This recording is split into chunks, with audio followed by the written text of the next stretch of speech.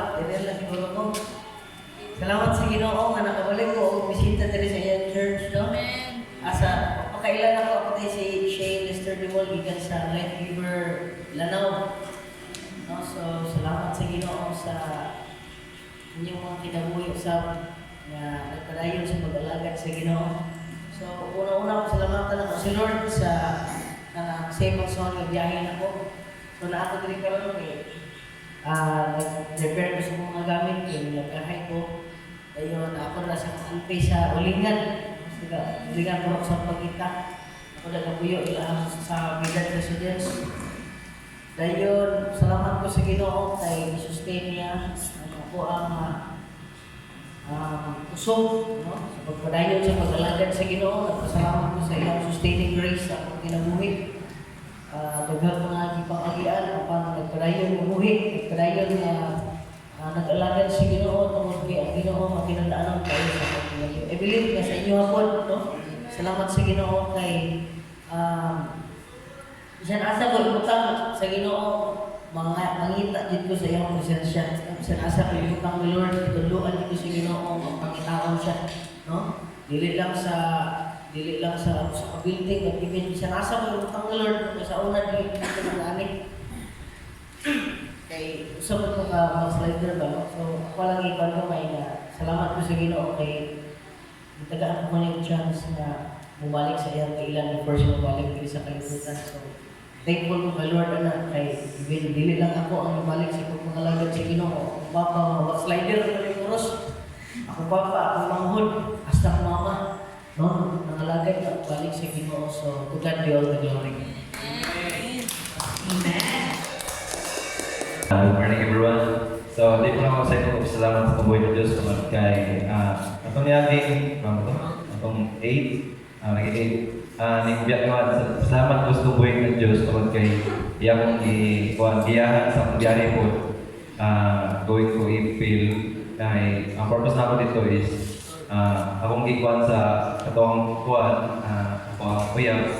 Balay graduating mo siya, so niyato ko ito as a kanang support ko sa iyang graduation. So thankful po kay ni Lord tungod kay sa kadugay na i-pray na halos mo give up siya kay agi sa dili siya kaya naman kay sa financial and sa stress pag-good. Kaya agi sa dodot kay siyempre college, di ka live ang kuan, kinabuhi sa college. Then aside po sa kuan, boarding house pa. So ang financial kulang. So still prayer na mo, i-pray na mo kuan, kuha niya yung gusto, yung course, kuha niya ang kuan college. Salamat po sa po kuman kay sige mag-pray anak, sige mag-pray. Walagin sa ipa sa buhay ng Diyos, iya yung dihatag. Then, moto, di lang kay diploma yan nakuha na papachaw mga award, bali, upat at atong award. So, salamat ko tungod kay ang sa ilang nakuha na to, ilang cum laude is tuloy rin nakuha. Kaya kung isulod siya o cum laude, halos sila tanan cum laude. So, moto, ipasayos lang kuha kanang katong pinakahayos na average may kuha sa bali.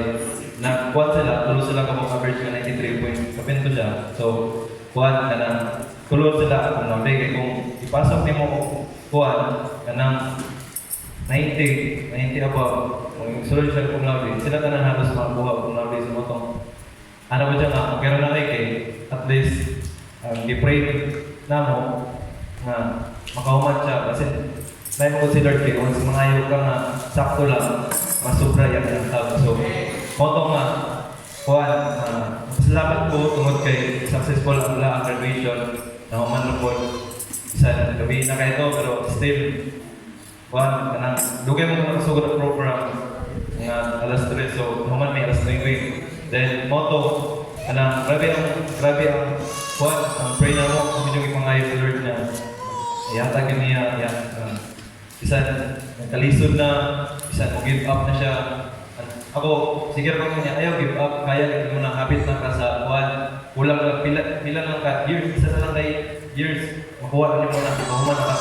Kaya mo na yung gusto nga, mabot sa kinabuhi. So, kuhan, pray lang, ayaw give up, bayan man naon po ko alalay ro po ko nimo gikan siya. So moto karon gihatag sa Ginoo ang iyang gusto. Then ako po pasalamat po ko tungod kay bisan hagop lagi kay biyahe lagi mo nang motong kuan kanang lapan yung ulo gutom kay kana lagi sa kay gruran ng bakal napay possible na say kay ibon ka na dili kay mo nang kay ra to gumuto ko kay anytime mo nang ko tumoto nga salamat ko na po ni Lord tungod kay kuan kanang iya yung gihatag atong mga katampo then sa ko iya pa nagyatagan ang mga blessings na sobra-sobra gyud so mo to ang gihatag para kay Ako pasalamatan sa tuboy ng Diyos sa successful na 16th anniversary sa Gihong Tabernacle na Sunday. So, iya nang himaya, diyan din ako na-prove ba na niabot ang kita 16 years sa New Hope through ups and downs. Pero ang Ginoo yun yung biyak aning simbahan. We started in small children ministry. Pero ang plano sa Ginoo ay broad kayo. So ang plano lang ng tatay is mga bata lang, gagawin ng bata, matulog sa mga bata, educate sa mga bata about the Bible. Pero muna hinihingi sa Bible na your thoughts is lesser than the thoughts sa Ginoo. Ang plano ni Lord is greater than our plans. So kapag ang plano ay dito ko may kinatapusan, pero all it is start sa 16 years of journey sa New Hope Tabernacle. And ako pong ipasalamatan ng Ginoo sa mga tao na gigamit to improve our house of prayer. Nakita niyo na-improve na si Brother Shane. Nakasimba pa na siya last time na rin, pato-pato pa na siya. Salamat sa buhay ng Diyos na natin yung improvement ito ang balayan ng kuanan for convenience sa ito ang mga kayutsuunan. Uban, ingon natin yung palumog sa kuanan, ingon nga, gimingon ng mga pato-pato, sige, paglupa na sa balik. Balik na sa pato-pato. Pero salamat sa Ginoo na